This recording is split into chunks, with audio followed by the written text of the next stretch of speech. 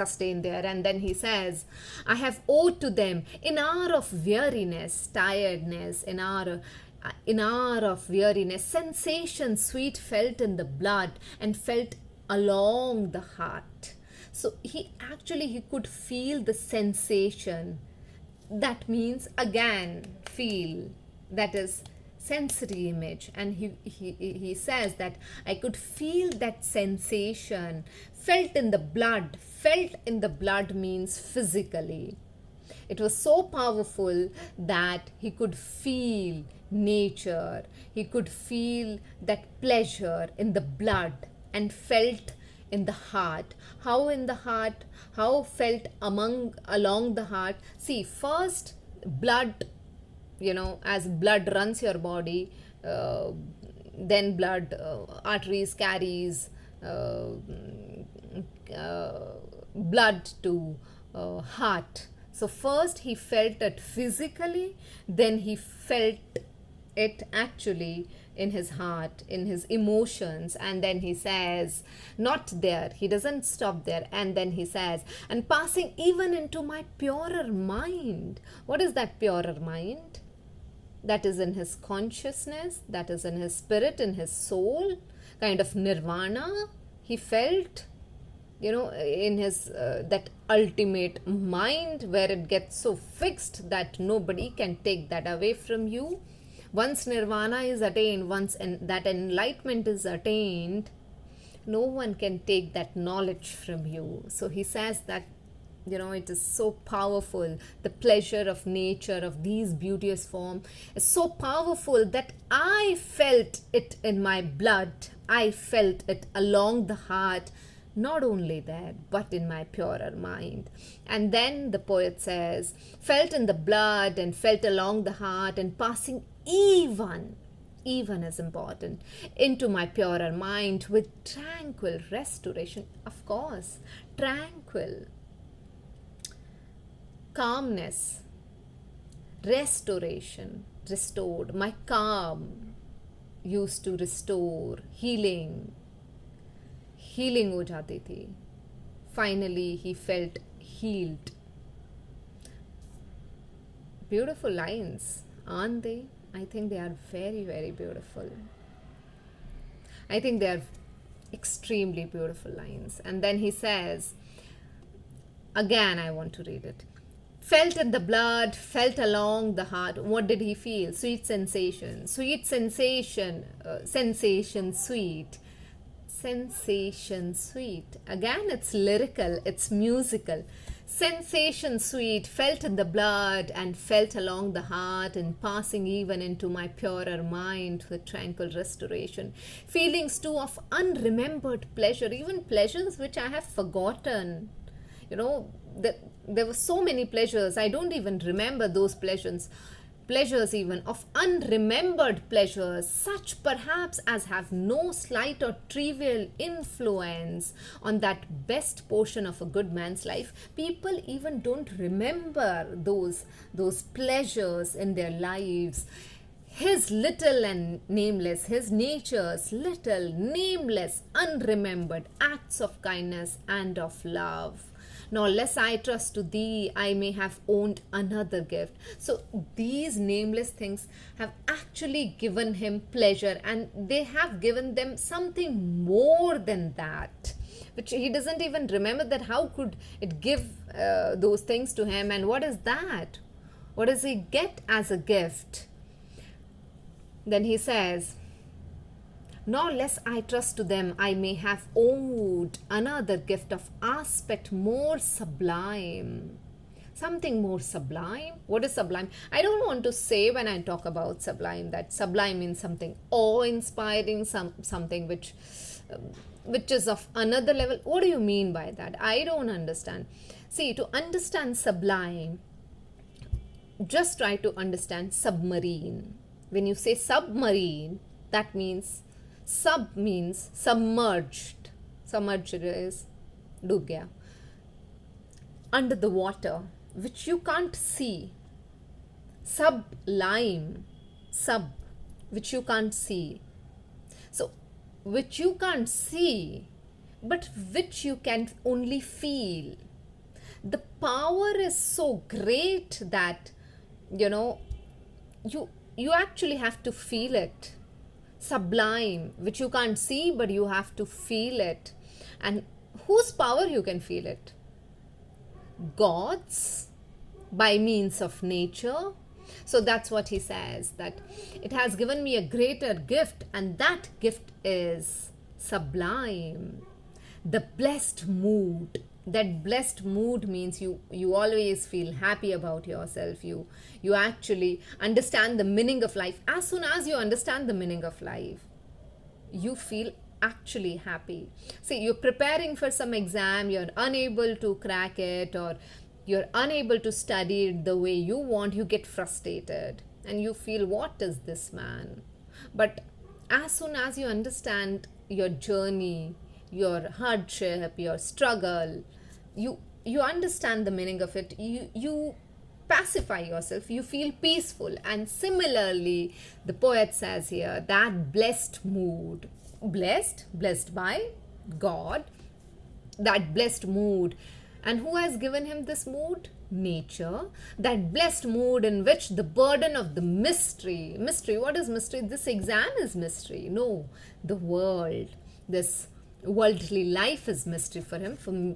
For us, exam is the mystery. So he says, that blessed mood in which the burden of that blessed mood in which the burden of the mystery, in which the heavy and the very weight of all this unintelligible world, I don't understand what I am running for every day, what I am trying to do every day. I have to eat. Why do we have to eat 3 times a day? Why does God give why does God give this sort of appetite to us, that we have to eat 3 times a day?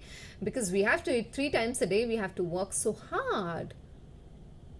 If only I could eat once a day, it would have been so nice. Isn't it true? Anyway, so he says, this unintelligible world. So he says, in which the burden of the mystery, in which the heavy and the weary weight of all this unintelligible world is lightened. As soon as you are in good mood, everything is lightened. You don't say, how much I have to study, how much I have to cook, why do I have to cook every day for myself? You don't think of these things. And then he says, you actually feel good about everything because you know the meaning of the life. And then he says, the serene and blessed mood, the calm, the purer and blessed mood in which the affections gently lead us on, the affection of nature lead us on to what? Until the breath of this corporeal frame, corporeal body, corporeal frame, and even the motion of our human blood almost suspended, and our blood is suspended. If blood gets suspended, we will die. But here writer says, you do not feel that, this is easy to understand for people who live in eastern part of the world, because we know Buddha.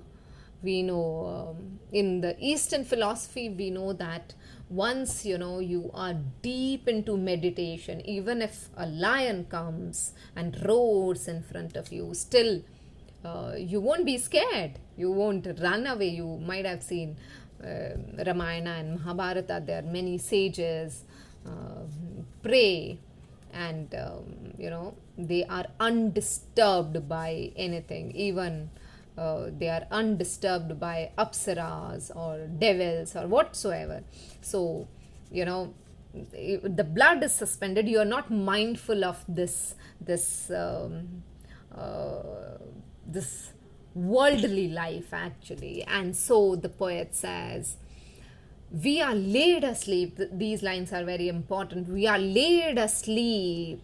We are laid asleep in body and become a living soul. So body, tyag diya. We are laid asleep in body.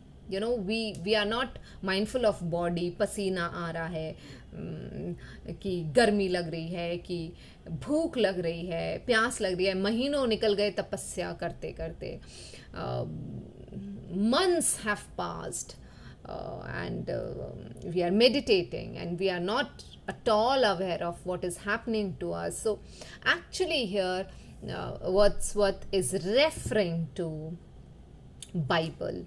So it's a biblical illusion where where from Adam's body Eve was taken out, Eve was born. So here poet says, actually when he says these things, we are laid asleep in body and become a living soul. These are very, very powerful lines, actually.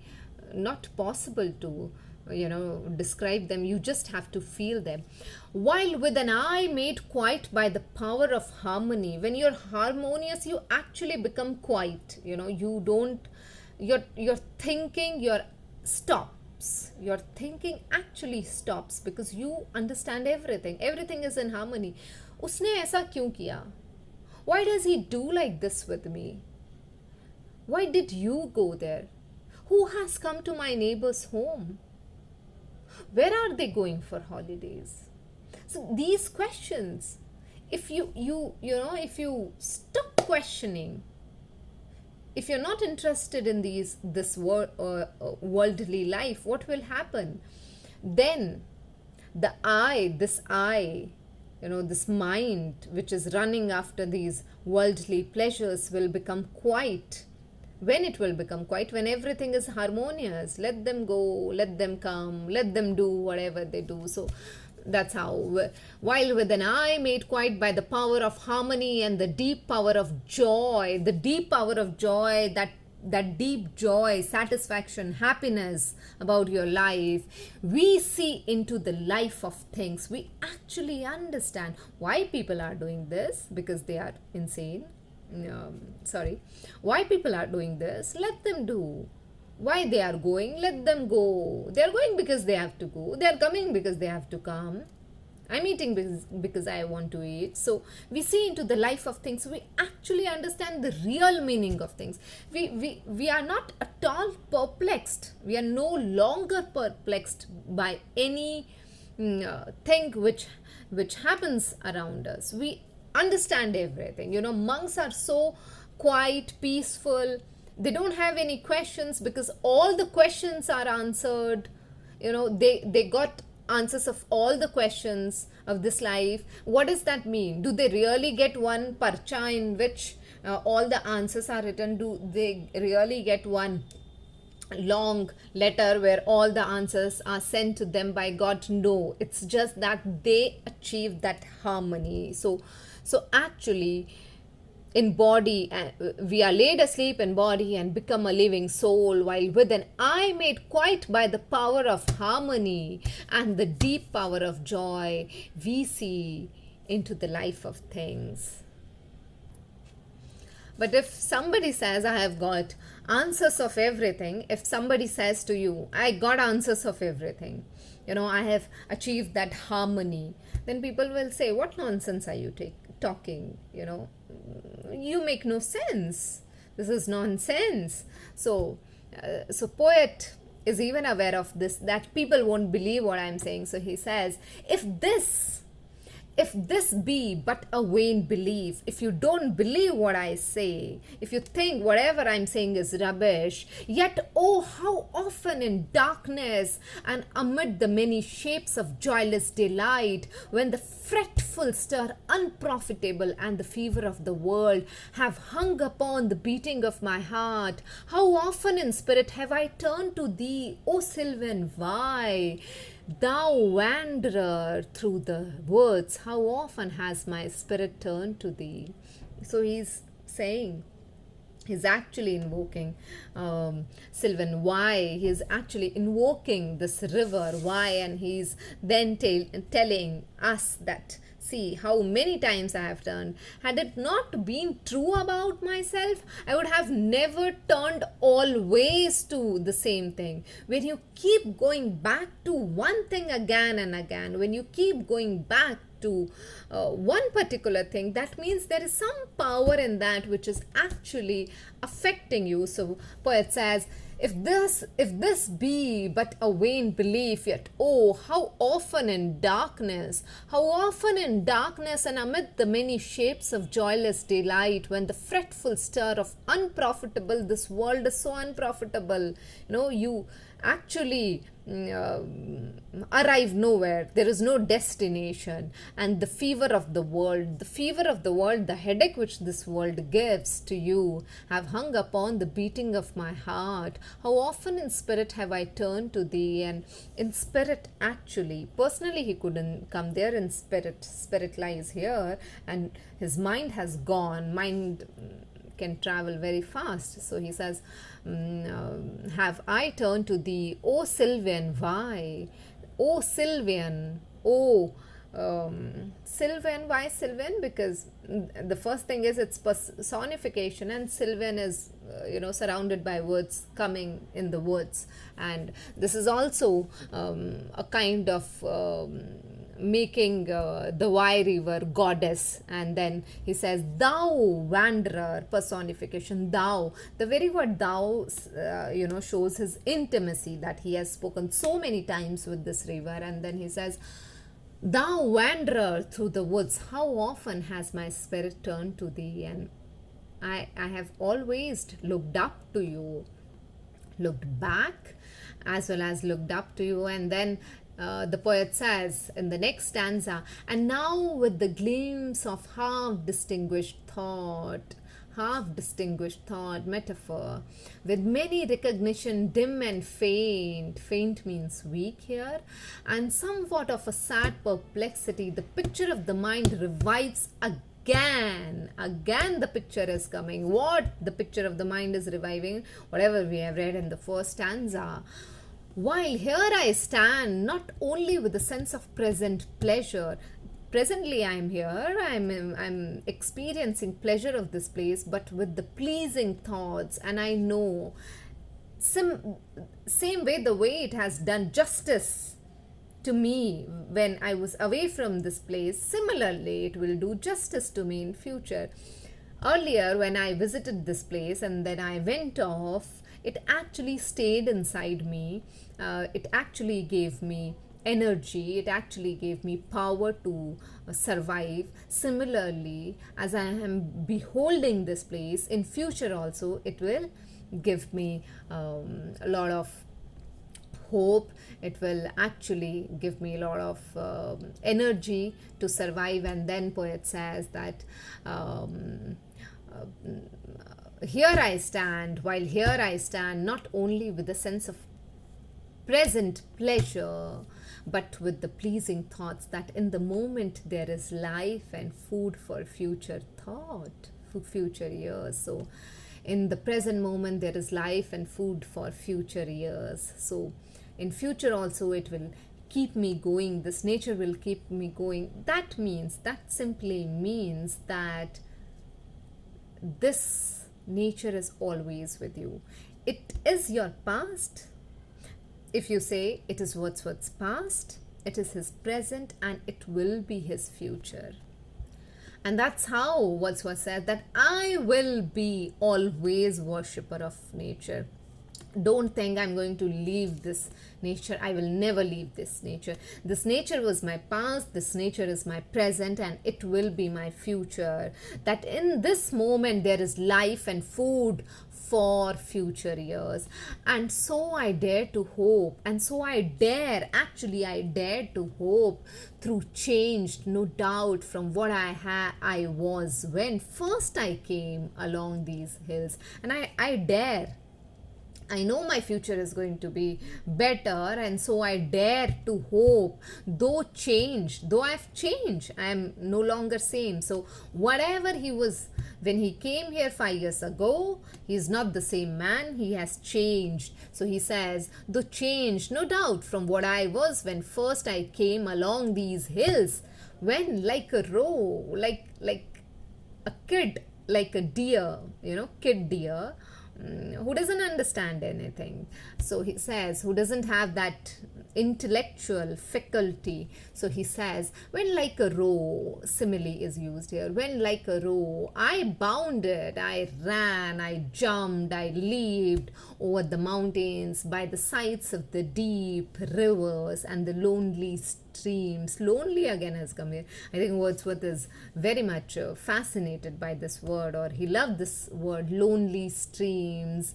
Wherever nature led, wherever nature used to take me, I used to go. More like a man flying, man. When he earlier visited here, he was still man. More like man. More like a man flying from something that he dreads than one who sought the thing he loved. So that's more of a physical kind of thing, that leaving behind bad things and then embracing only what is good. So he couldn't understand the nature in its totality. He actually thought something is good about nature, something is bad about nature. It's like he couldn't understand that this entire thing is one thing. It's actually that form. He used to just pick some images from nature, as I told you, that whatever image he was fond of in nature, he used to run behind it, and whatever he was afraid of, he used to run away from it. But then now he understands that it's the same thing. And then he says that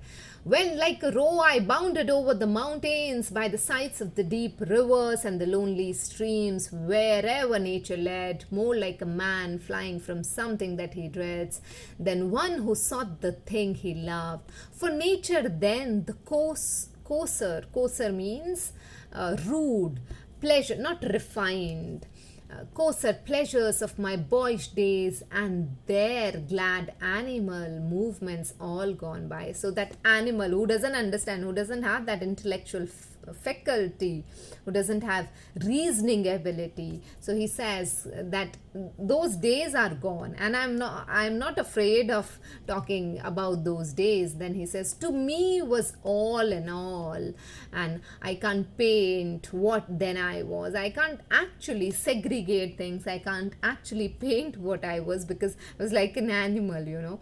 I cannot draw a clear picture of what I was. And then he says, I can't paint what then I was. The sounding cataract haunted me. Cataract, it actually jharna.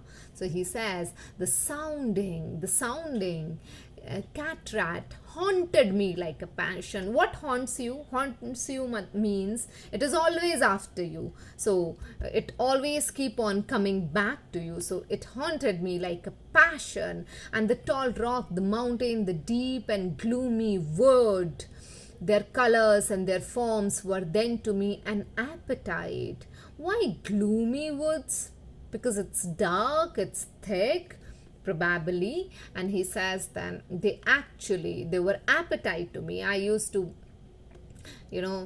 feed myself, happy about it, then I didn't want it anymore, I'll go back. But then so that was like some boyish pleasure. And then he says, their colors and their forms were then to me an appetite, a feeling and a love that had no need of a remote charm. I didn't need something which is not that accessible to me, which is remote, which easily you can't get hold of. That charm I didn't want, because he couldn't think of that, he couldn't understand that. So he says, by thought supplied, nor any interest unborrowed from the eye. Now then he says that time is past and all its aching joys are now no more. So I did not want to borrow anything from this eye, I catch something in this eye, and some image, some form rather, and I carry it along with me. And then he says that, but now that time is past, that time is gone, and all its aching joys are now no more. Oxymoron. Aching joy. Joy when you are happy, how could it give you pain? Paining joy. So this is oxymoron, but then it is actually there. Imagine when somebody makes you laugh like anything, then your stomach aches. When somebody makes you laugh a lot, your cheeks ache. So cheeks aching, but you're getting pleasure out of it, you're happy about it. So that is physical pleasure that you get. Okay, and sometimes you're so happy inside you don't feel like laughing, but then that happiness is mental. So poet says here, and all its aching joys are now no more, and all its dizzy raptures. It's dizzy raptures. Dizzy rapture example I can give you. Have you seen that jhula which goes up and comes down in typical melas of India?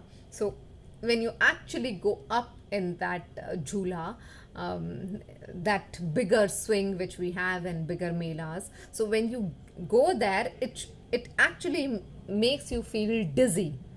Chakkar aate hain, but it gives you pleasure.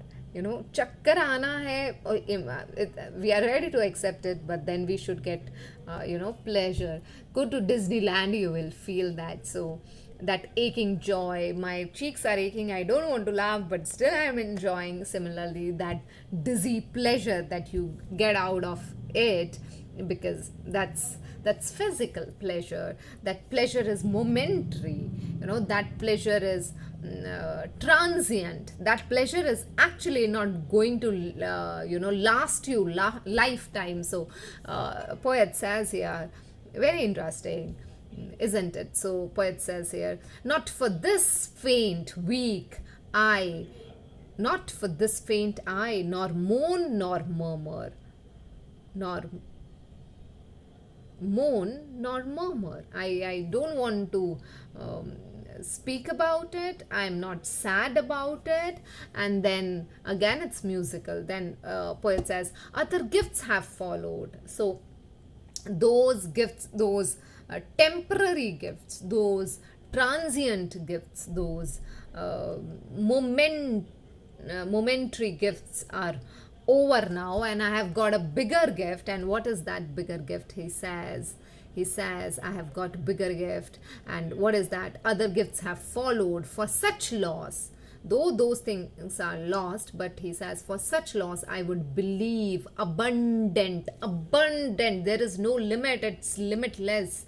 Recompense, compensation. Again, compensation has come to him, but which is boundless. Those small joys which are temporary, aching joys, dizzy rapture, those chota joys, those tiny joys are actually over, and he has got joys which are limitless. In abundance he has got joys now. And he says, for I have learned to look on nature not as in the hour of thoughtless youth. Now I don't look at the nature the way I used to look that time when I was thoughtless. I couldn't make anything out of nature, but hearing oftentimes the still sad music of humanity. But now I can actually hear the still sad music of humanity. That means I can see, I can sense it, that nature is actually mingling with humanity. It's that nature, that humanity actually has timeless connection with nature, and it's a part of nature. So he can listen the still sad music of humanity, but it is sad, but it is not harsh.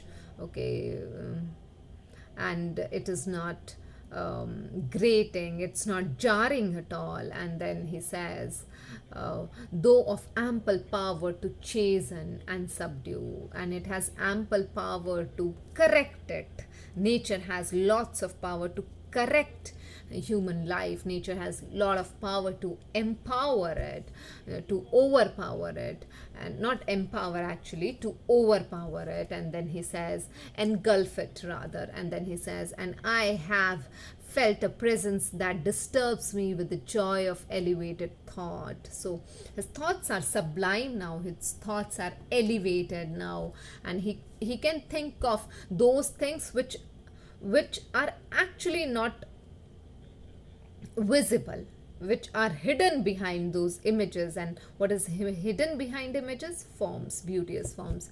So he says that, he can experience that. And I have felt a presence that disturbs me with the joy of elevated thoughts, a sense sublime musical, a sense sublime of something far more deeply interfused, whose dwelling is the light of setting sun and the round ocean, and whose dwelling means whose house is, where is the house of that nature? Where is the house of that power, that supreme power? The house is in the light of setting sun and the round of ocean. Why? Because earth is surrounded by land is surrounded by ocean, and the living air and the blue sky, and in the mind of man. So it is everywhere. Nature is everywhere.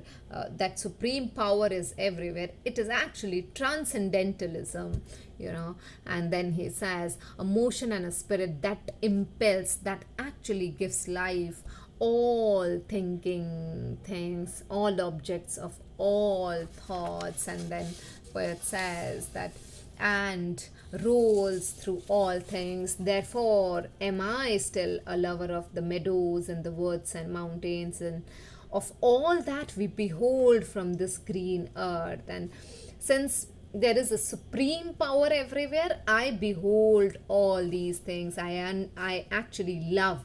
I'm a lover of meadows and the woods and the mountains, and of all that we behold from green earth. Whatever is on this green earth, I love it, because nature resides there, because supreme power resides there. And then he says, of all the mighty world of eye and ear, whatever you can sense through your eyes, and your ears, both what they half create and what half perceive.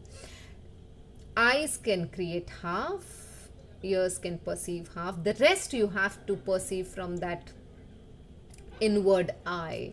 So both what they half create and what perceive, well pleased to recognize in nature. I'm well pleased to recognize in nature the language of the sense, the anchor of my purest thoughts, the nurse, the guide, the guardian of my heart and soul, of all my moral being. Who is the anchor of his purest thoughts? Nature. So he says nature is